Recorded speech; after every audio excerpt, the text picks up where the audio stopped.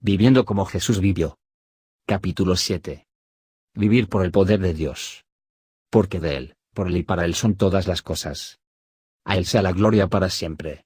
Amén. Por Él son todas las cosas. Romanos 11:36. Adán fue creado por Dios con poderes fantásticos en su alma. Él podría dar un nombre a cada animal y ave que Dios había creado. Génesis 2:19. Nos resulta difícil recordar incluso algunos de esos miles de nombres. Adán podría darles un nombre diferente a cada uno. Eso es solo una indicación del poder del alma de Adán. Estos poderes que Dios le había dado estaban destinados a ser usados en dependencia en Dios. Pero Adán decidió desarrollarlos aparte de Dios.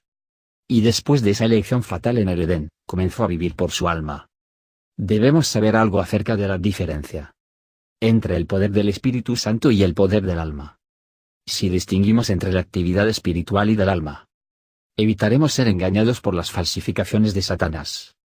Considera un área A, donde el poder del alma humana se está usando ampliamente. En la cristiandad de hoy, en el área de la sanidad. Desde el siglo XIX, la ciencia ha comenzado a descubrir algo de los tremendos poderes de la mente humana. La ciencia del hipnotismo ha hecho grandes avances. Y es sorprendente ver que es posible a través de los poderes mentales. Los principios del hipnotismo ahora se están importando al cristianismo, bajo la etiqueta de los dones del Espíritu Santo.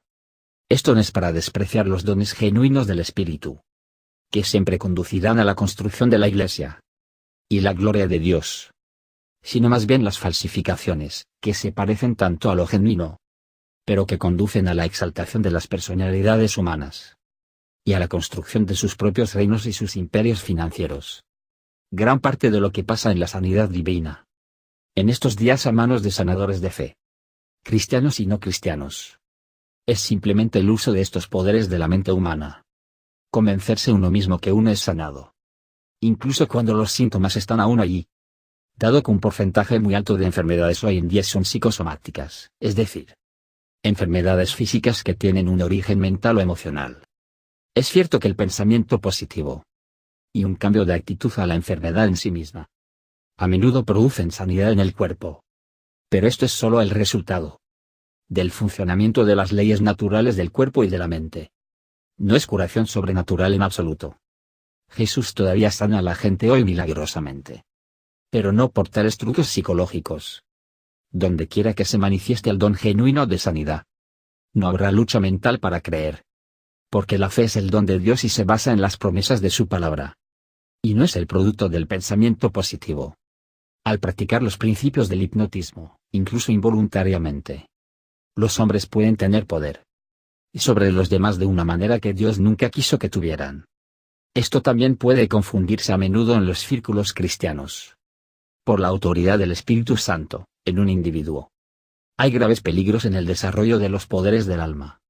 Aparte de Dios, Dios nos dio esos poderes para ser rendidos a Él para su uso. Así es como Jesús vivió. Puso a muerte su vida del alma. Y se negó a vivir por los poderes de su alma humana.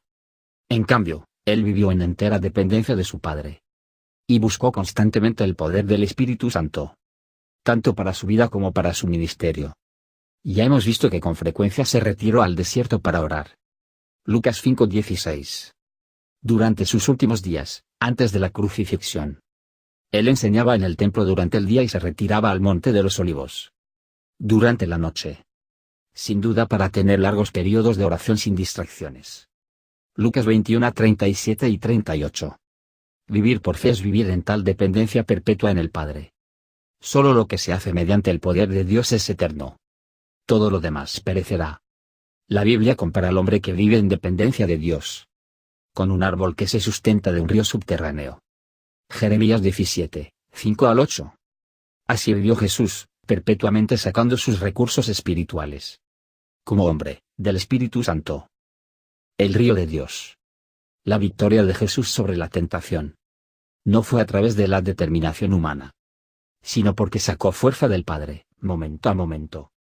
El camino de abnegación, tal como lo ejemplifica y enseña Jesús, no es uno donde el alma intente dominarse a sí misma.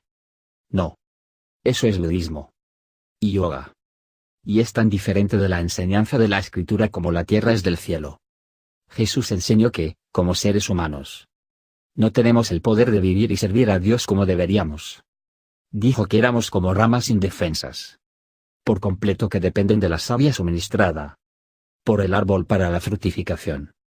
Yo soy la vid, vosotros los sarmientos, el que permanece en mí y yo en él. Eso da mucho fruto, porque separados de mí nada podéis hacer. Separado de mí, dijo, no puedes hacer nada. Juan 15, 5. Y así, lo que logramos hacer, sin la ayuda del Espíritu Santo, puede considerarse nada. Y no os embriaguéis con vino, en lo cual hay disolución, sino ser llenos del Espíritu. Aquí radica la necesidad vital de llenarse con el Espíritu continuamente. Efesios 5:18. Jesús mismo fue llenado y ungido con el Espíritu Santo. Jesús, lleno del Espíritu Santo, volvió del Jordán y fue llevado por el Espíritu en el desierto. Lucas 4, 1 y 18. Y él vivió y trabajó para su Padre en el poder del Espíritu. Pero esto fue posible solo porque como hombre, era pobre en espíritu. Jesús era consciente de la debilidad del marco humano que había asumido. Por lo tanto, él buscaba constantemente oportunidades para estar solo y orar. Alguien ha dicho que, mientras los turistas buscan buenos hoteles y letreros que hacen que se vean como lugares importantes cuando entren a una ciudad, Jesús buscó lugares solitarios donde él podía orar.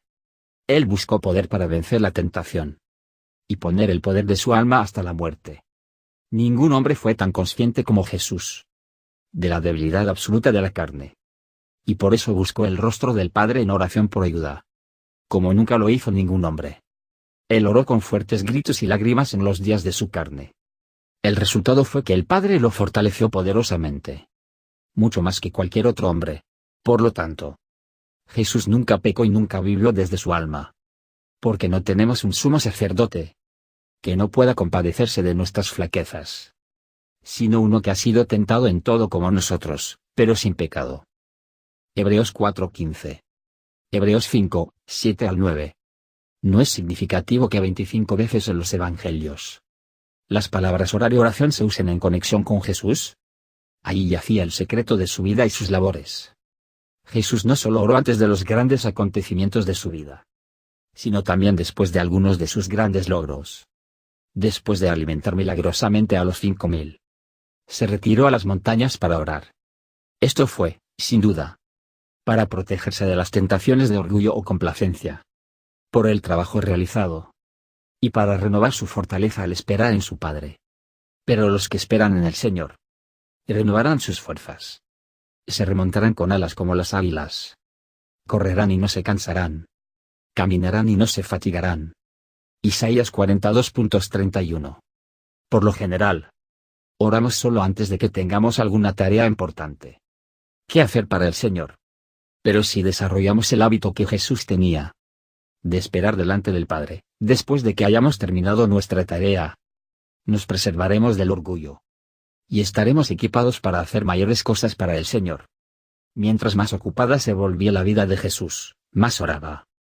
Hubo momentos en que él no tuvo tiempo de comer ni siquiera de descansar. Marcos 3:20. Marcos 6:31. Marcos 6:33. Marcos 6:46. Pero él siempre se tomó el tiempo para orar. Él sabía cuándo dormir y cuándo orar, porque él obedeció las indicaciones del Espíritu.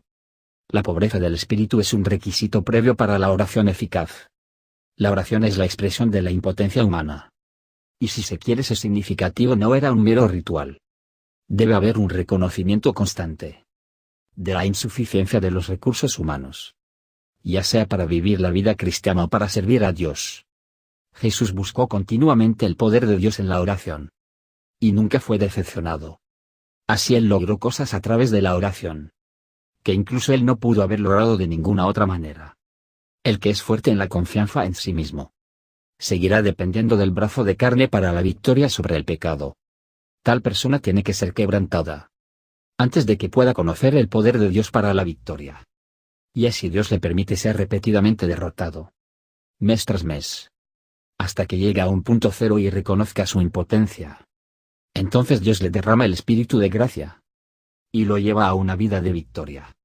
Y la gloria de Dios comienza a manifestarse a través de su vida. Es cuando nosotros nos debilitamos que somos verdaderamente fuertes. Segunda de Corintios 12:10. Abraham produjo a Ismael en el poder de su fuerza natural. Pero Dios no aceptó a Ismael. Y le pidió a Abraham que lo enviase afuera. Génesis 17, 18 al 21. En el tribunal de Cristo. Cuando presentamos nuestros esfuerzos bien intencionados, producidos a través de nuestras capacidades humanas sin dependencia de Dios, Él también nos dirá que son inaceptables. Toda esa madera, heno y paja se reducirá a cenizas. Solo quedará lo que fue hecho a través de Dios. Cuando Abraham llegó al lugar de la impotencia, cuando su habilidad natural para producir hijos había cesado, entonces Isaac nació, a través del poder divino. Y este hijo fue aceptable para Dios. Un Isaac vale más que 1000 Ismael, en lo que se refiere a Dios. Un gramo de oro vale más que 1 kilogramo de madera. Luego de que el fuego los haya probado a ambos. Un poco hecho en el poder del Espíritu Santo vale mucho más que mucho hecho en nuestra propia fuerza. Nuestras buenas obras y nuestros propios esfuerzos por servir al Señor siempre serán trapos sucios antes y después de la conversión. Pero esa justicia que es producida por la fe, y ese servicio que se ha hecho en dependencia del Espíritu Santo, formará nuestra prenda de boda en el día del matrimonio del Cordero. Apocalipsis 19:8. ¿Qué diferencia, ya sea trapos sucios o un hermoso vestido de novia? Todo depende de si nuestra vida se vive en nuestra propia fuerza del alma o el poder de Dios. Jesús también dependía del poder del Espíritu para su ministerio. Él no se atrevió a entrar al ministerio de predicación sin primero ser ungido por el Espíritu Santo. Durante 30 años ya había vivido en perfecta santidad, por el poder del Espíritu, para que el Padre pudiera testificar: este es mi Hijo amado en quien estoy complacido. Mateo 3:17. Sin embargo, necesitaba ser ungido por el Espíritu para el servicio. Y así él oró para ser ungido, y él lo fue. Lucas 3:21. Y debido a que amaba la justicia y odiaba el pecado más que cualquier hombre que haya vivido, fue ungido más abundantemente que cualquier otro hombre. Hebreos 1:9. Como resultado, las personas fueron liberadas de la cautividad de Satanás a través de su ministerio. Este fue el propósito principal y la manifestación primaria de la unción. Ver Lucas 4:18 y Hechos 10:38. El trabajo de Dios no se realiza a través de los talentos y habilidades humanas. Los hombres altamente dotados naturalmente, cuando se convierten, a menudo piensan que ahora pueden usar sus poderes intelectuales y emocionales para influir en otros para Dios. Muchos cristianos incluso confunden su elocuencia, lógica y claridad de expresión por el poder del Espíritu Santo. Pero estos son solo los poderes del alma, y serán un obstáculo en el servicio a Dios si cualquier dependencia fuera colocada en ellos. El trabajo realizado a través del poder del alma humana nunca puede ser eterno. Perecerá, si no en el tiempo, en el tribunal de Cristo. Jesús no dependió del poder de la elocuencia o de la emoción para mover a las personas hacia Dios. Él sabía que cualquier trabajo realizado a través de tal poder del alma solo alcanzaría las almas de su audiencia y nunca los ayudaría espiritualmente. No utilizó, por la misma razón, entretenimiento musical de ningún tipo para atraer a las personas hacia Dios. Él no jugó con los sentimientos de su público, ni los preparó para levantarse en fervorosa emoción, para lograr que se rindieran a Dios. De hecho, él no usó ninguno de estos y otros métodos anímicos que son tan comunes con evangelistas y predicadores hoy en día. No utilizó la pasión emocional y el fervor anímico para influir en las personas. Estos son los métodos del político y el vendedor. Y él no fue ninguno de los dos. Como siervo de Jehová, Jesús dependió completamente del Espíritu Santo en todos sus trabajos. El resultado fue que aquellos que lo siguieron entraron en una profunda vida en Dios. Jesús no usó el poder del alma para manipular a otros a su manera de pensar. Él nunca se impuso a los demás. Él siempre les dio a los demás la libertad de rechazarlo, si así lo desean. Los líderes cristianos anónimos dominan a su rebaño y sus compañeros de trabajo por su fuerte personalidad. La gente se siente sumida en la sujeción a tales líderes y los adora y obedece cada palabra. Las multitudes pueden revolotear alrededor de tal líder, e incluso todos pueden estar unidos. Pero es solo una unidad de devoción al líder. Tales líderes pueden incluso engañarse a sí mismos al pensar que lo que tienen es el poder del Espíritu Santo, porque no pueden distinguir entre alma y espíritu. Sus seguidores también están igualmente engañados. Pero la luz clara del asiento del juicio revelará que fue todo el poder del alma humana, y que obstaculizó la obra de Dios. También hay líderes políticos y no cristianos que tienen tal carisma humano sobre ellos, que son capaces de atraer a grandes multitudes por el poder de su personalidad y oratoria, etc. Jesús no era tal líder. Tampoco debería serlo un cristiano. Deberíamos temer usar nuestro poder del alma, ya que es una violación de las leyes de Dios para el hombre, y no puede sino ser un estorbo en su servicio. El poder del alma puede ser capaz de producir cambios superficiales en otros, y producir una forma de divinidad en ellos. Pero no habrá una devoción profunda hacia Dios, ni una victoria sobre el pecado en sus vidas privadas. Una obra verdaderamente espiritual nunca puede ser realizada por el poder del alma humana, sino solo por el poder del Espíritu Santo. Jesús lo sabía, y por eso constantemente puso su poder del alma hacia la muerte. Por lo tanto, él pudo hacer un trabajo profundo y permanente en aquellos que lo siguieron en muy poco tiempo. Nunca impuso su personalidad a los demás, nunca dominó a nadie y nunca sorprendió a las personas con su lenguaje o sus poderes intelectuales. No buscó impresionar a los hombres, sino ayudarlos. Los cristianos anímicos están más interesados en impresionar a otros que en ayudarlos. Los líderes cristianos anímicos no pueden construir la verdadera iglesia, porque unen a las personas consigo mismas y no a Cristo, que es la cabeza. Los que tienen un fuerte poder del alma tienen que ministrar la palabra con temor y temblor, como lo hizo Pablo. 1 Corintios 2, 1 al 5. No sea que la fe de sus oyentes descanse en la sabiduría humana del hablante más que en el poder de Dios. Jesús permaneció en todo momento consciente de su debilidad humana.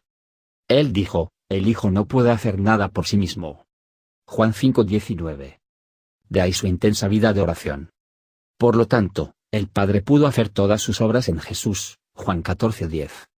Es una actitud de dependencia de Dios que nos impedirá usar aquello que Dios nos ha prohibido y que Jesús nos dijo que odiáramos: nuestra vida del alma y sus poderes. Entonces, el Espíritu Santo podrá manifestar la gloria del Señor a través de nosotros, si vivimos por fe, en dependencia del Señor. Y nuestra obra es una obra de fe, entonces construiremos con oro, plata y joyas. Y así, hagámonos esta segunda pregunta: ¿estoy viviendo y trabajando por el poder de Dios?